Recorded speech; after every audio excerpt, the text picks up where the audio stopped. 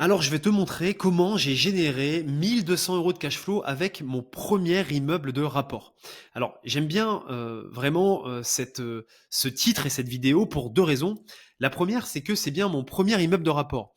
Et c'est très important de faire une première bonne affaire dans l'immobilier pour derrière tout de suite se dégager du cash flow et puis pour pouvoir enchaîner, hein. Ça, c'est vraiment le premier point. Et ensuite, 1 200 € de cash flow, bah, c'est pas anodin, ce n'est pas rien. Ça fait un petit salaire, mine de rien, ça fait un petit SMIC, hein, même s'il a augmenté entre temps. Et bah, quand on en est là, on se dit, mais c'est quand même pas mal parce que j'emprunte de l'argent à une banque pour acheter un bien, un immeuble en l'occurrence, qui derrière bah, est un peu la troisième personne du couple, quoi, qui génère un petit salaire de son côté.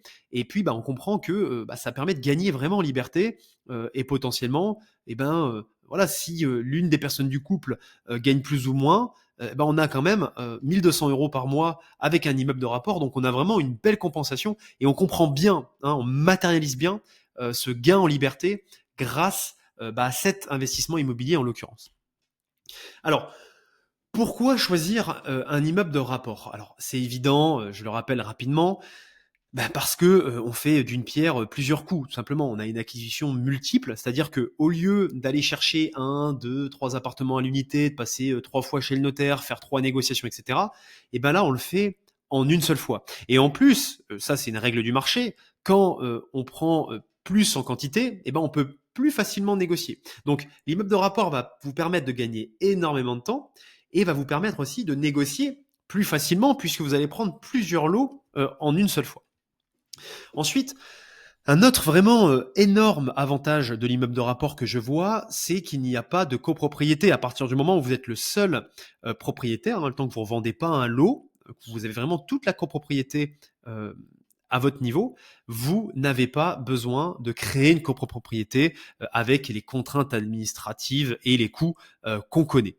Et surtout aussi, vous restez maître finalement bah, des travaux dans la copro, hein. On a tous eu cette expérience d'un bien qu'on a dans une copropriété et puis eh ben, la copro vote des budgets un peu déconnants sur des choses qui ne sont pas forcément urgentes et puis bah, là vous êtes obligé bah, d'aligner, hein, de faire le chèque pour pouvoir bah, payer ce nouveau parterre de plantes au pied de l'immeuble, enfin ce genre de choses, hein. Moi ça m'est déjà arrivé. Alors que là, eh ben, on ne peut pas vous contraindre, c'est vous le seul maître à bord, et puis bah, c'est vous qui engagez les travaux quand ça vous arrange aussi également, lorsque bien sûr ce n'est pas des urgences.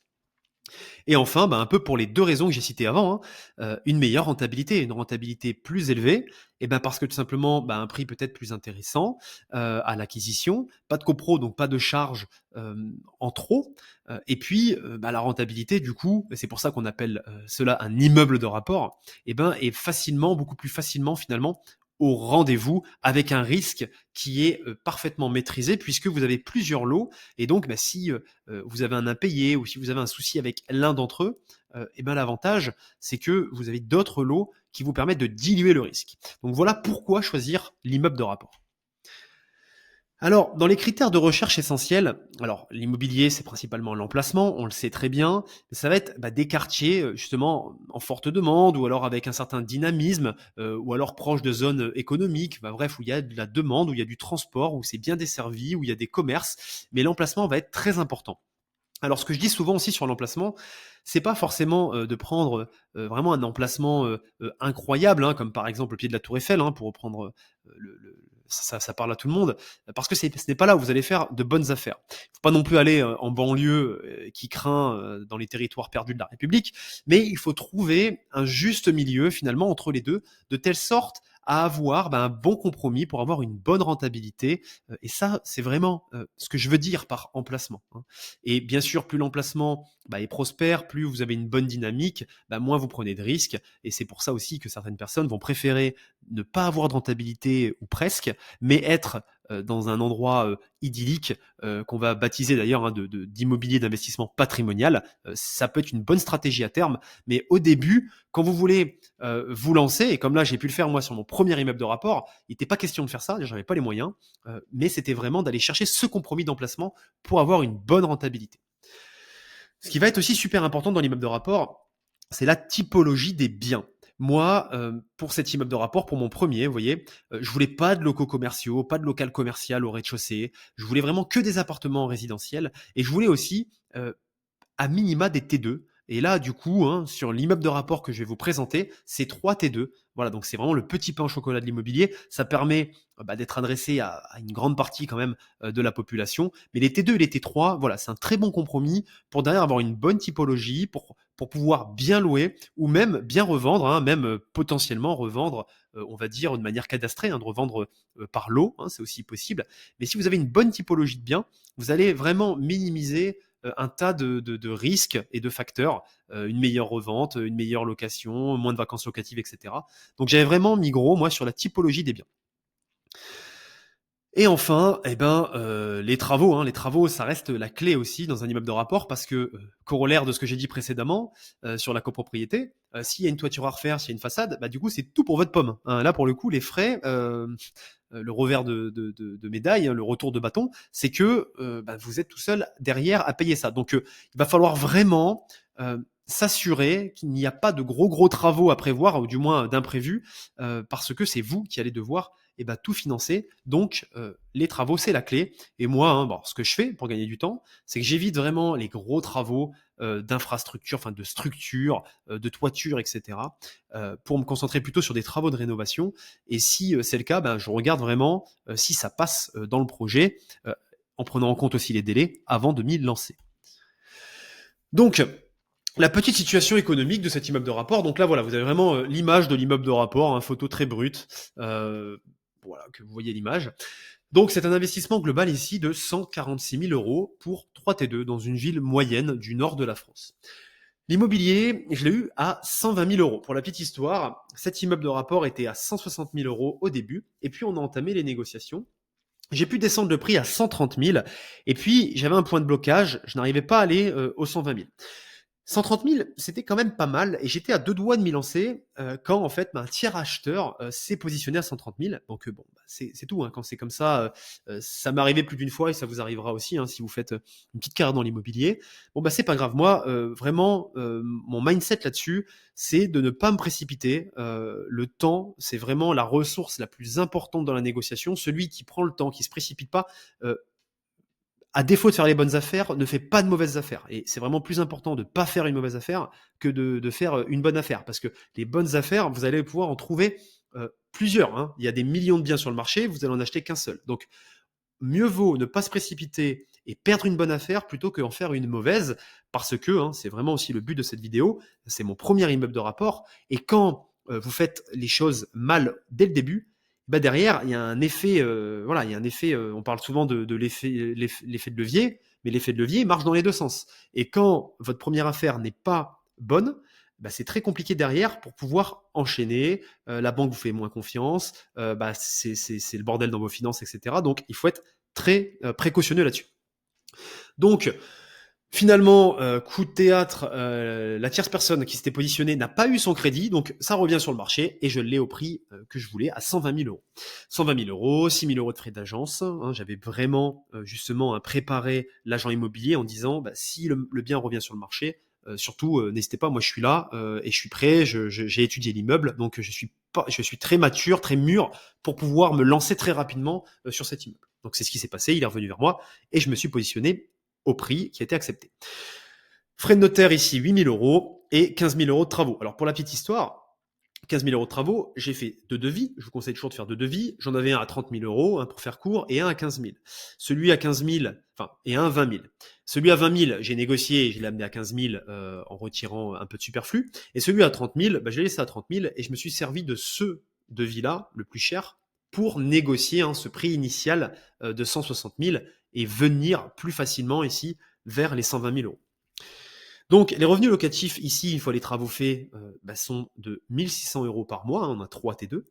Un grand T2 au rez-de-chaussée de 60 mètres carrés et 2 de 45 dans les étages supérieurs. Donc, on arrive ici à 1 600 euros par mois. Ça fait 18 200 euros par an, tout simplement. Hein, on divise par le prix de l'investissement total de 146 000. On arrive sur un rendement brut de 12,5%. Moi, j'aime bien voir ça déjà en termes de rendement brut pour voir où je vais. Quand je suis au-dessus de 10%, déjà, je peux y aller, je peux me positionner. Et c'est d'ailleurs comme ça qu'avait été calculé ce fameux prix des 120 000 euros. Donc, en revenu mensuel ici, 1 600, vous avez vu, j'ai fait une simulation ici, hein, tout simplement, sur 146 000, hein, donc j'ai fait un emprunt total ici. Alors c'était à 1,30 hein, les taux, à ce moment-là, lorsque je l'ai eu. Alors oui, ça fait des mensualités à moins de 700 €. Cependant, j'ai fait une simulation aussi à 3 hein, qui sont les taux, d'aujourd'hui et on arrive à 800. Donc il y a que 110 € d'écart. Alors ce n'est pas rien, hein. On voit que juste sur un crédit, on se fait une centaine d'euros de cash flow supplémentaire.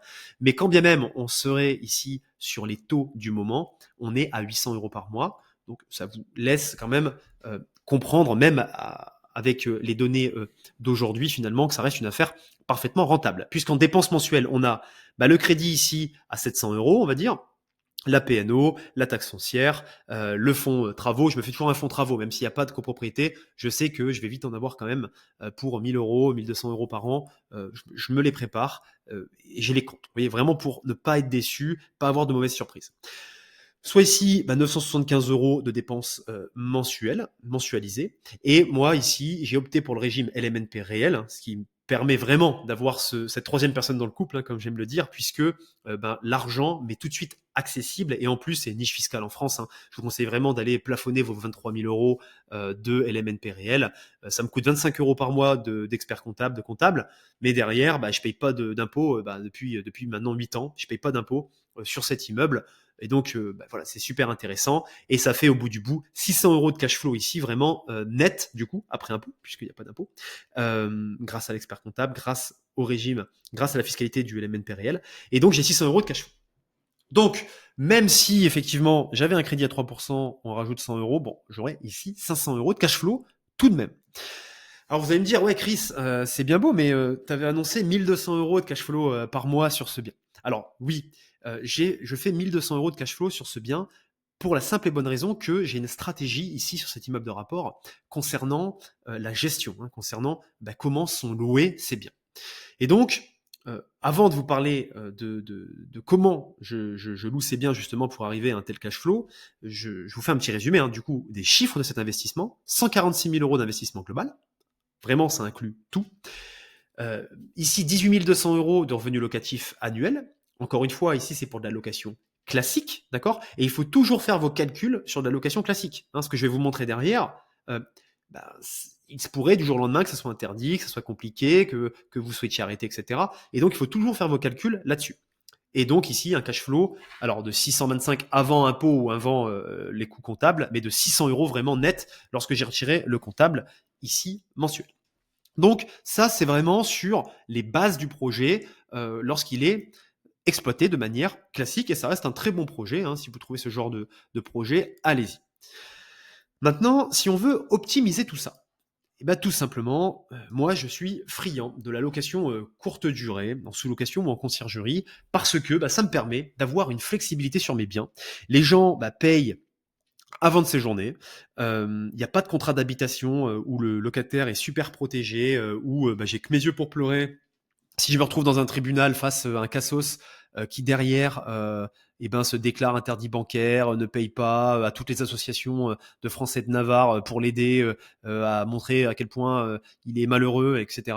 Mais n'empêche qu'au bout du bout, c'est le propriétaire qui ramasse. Et moi, vraiment, ça me plaît pas beaucoup l'idée. C'est d'ailleurs l'une des raisons principales de la crise du logement en France. C'est que la loi protège celui qui n'a pas de bien. Donc, quand on veut résoudre une crise du logement en protégeant non pas ceux qui ont les logements pour les mettre sur le marché, mais ceux qui veulent les consommer, on part mal pour résoudre la crise du logement. Donc, optimisation ici sur cet immeuble de rapport avec la location courte durée. Alors attention, moi j'aime bien diversifier. Je trouve ça très important de diversifier. Donc le T2 justement au rez-de-chaussée, je l'ai laissé en classique. D'accord, parce que c'est un grand rez-de-chaussée, mine de rien, ça pourrait quasiment être un T3. Il y a une petite cour extérieure, etc.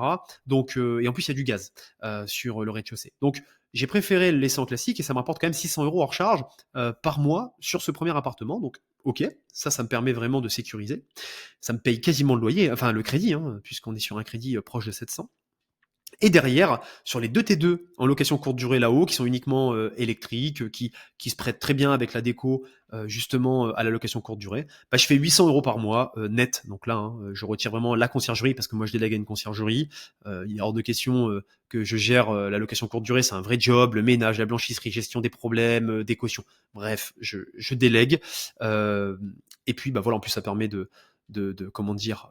Bah, de soustraire, hein, ces frais en plus, sur la fiscalité, donc ça tombe très bien. Et je fais 800 € net par mois, par appartement. Donc fois 2, ça fait 1 600. 1 600 plus 600, ça fait 2 200 €. Et donc là, effectivement, hein, quand on retire, globalement les 1 000 € hein, de dépenses mensuelles que j'ai, expliquées précédemment, on retombe bien sur ces 1 200 € de cash flow mensuel. Et là, bah, ça cause, c'est vraiment chouette, hein, c'est cool comme investissement. Ça donne, voilà, envie de le faire et puis, bah, bien sûr de réitérer, de recommencer. Et c'est vraiment, bah, ce genre d'investissement que je vous recommande. L'immeuble de rapport, c'est vraiment une bonne gâche et puis, bah, c'est ce qui va vous permettre, hein, tout simplement, bah, de gagner un grand pas, hein, sur votre liberté financière. Moi, comme j'aime le dire, hein, lorsque j'ai démissionné, de mon poste d'officier des armées en 2023, je peux vous dire que, c'est grâce justement, à mes investissements immobiliers et notamment à ce genre d'investissement immobilier que j'ai pu, bah, quitter comme ça une situation très confortable où je gagnais, je gagnais entre 3 et 4 000 € hors prime, considéré en plus comme un fonctionnaire. Donc voilà, pensez-y, peu importe, la liberté, ce que vous allez en faire, c'est ce genre d'investissement qui va vous permettre de l'atteindre. Donc allez-y à fond et n'hésitez pas à poser, bah, toutes vos questions, hein, par rapport à ça. Je prendrai le temps d'y répondre, pour vous aider justement dans cet investissement. C'était Chris et je vous dis à très vite.